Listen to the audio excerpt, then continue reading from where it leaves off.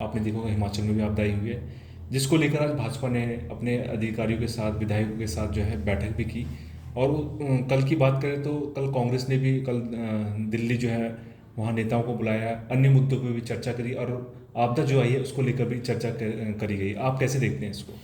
देखिए, उत्तराखंड में पिछले 11 दिन से बारिश का जो कहर है वो थमने का नाम नहीं ले रहा। उत्तरकाशी में बड़ी घटना हुई, उसके अलावा हरिद्वार के लक्सर में, रुड़की में जगह जगह बाढ़ की वजह से हरिद्वार के लोग बहुत ही आतंकित हैं और बहुत ही परेशान हैं। जो जोशीमठ है, जोशीमठ के ऊपर ग्लेशियर टूटने से जिस तरह से वहाँ पर बाढ़ आई तो उससे भी लोग डरे हुए हैं।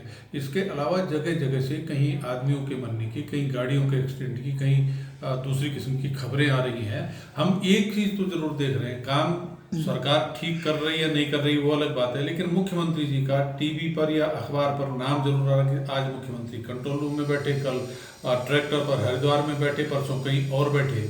लेकिन मुख्यमंत्री जी एक टीम का नेतृत्व करने वाले व्यक्ति हैं। उनके नेतृत्व में उनका जो मंत्रिमंडल है, जिनको जिलों का प्रभार दिया गया, देहरादून के मंत्री सुबोध उनियाल जी जो देहरादून स्मार्ट सिटी जल भराव के कारण त्राहिमाम कर रहा है, तो कहीं सुबोध उनियाल जी का नाम दिखाई दिया? नहीं दिखाई दिया। उत्तरकाशी में जो दुर्घटना हुई उसके बाद प्रेमचंद अग्रवाल एक बार भी उन्होंने एक शब्द नहीं कहा कि उत्तरकाशी की दुर्घटना के बाद उन्होंने वहाँ पर लोगों के लिए क्या किया। सतपाल महाराज हरिद्वार की प्रभारी मंत्री हैं, उन्होंने एक सेंटेंस हरिद्वार के बारे में नहीं कहा।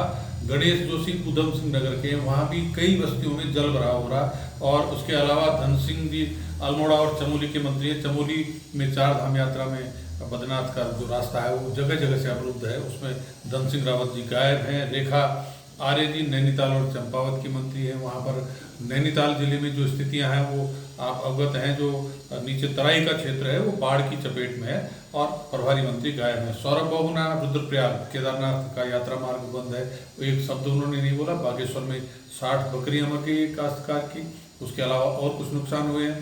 तो मैं कुल मिला के कह रहा हूँ कि मुख्यमंत्री जी अखबार में, टीवी में कहीं अपना नाम छपवाएं, आए जाएं वो अलग बात है, लेकिन उनके मंत्रिमंडल के सहयोगी जिनकी जिम्मेदारी अलग अलग जिलों में थी वो क्या कर रहे हैं? वो देहरादून में कुंडली मार करके क्यों बैठे हुए हैं? वो अपने विधानसभा क्षेत्र में, अपने प्रभार के जिले में क्यों नहीं जा रहे हैं? और उसके अलावा ऐसी ही एक लिस्ट जो सबसे वरिष्ठ IAS अधिकारी हैं, सचिव, उनको भी जिलों का प्रभार दिया गया, वो सचिव भी कहीं कुछ बोलते करते नहीं दिखाई दे रहे हैं। तो कुल मिलाकर के आप कह सकते हैं कि जिस व्यक्ति को ऑर्डर दे करके काम करवाना चाहिए था वो जगह जगह भाग रहे हैं, जगह जगह फुदक रहे हैं। और भाजपा बैठक ले रही, भाजपा का बैठक लेने का क्या मतलब?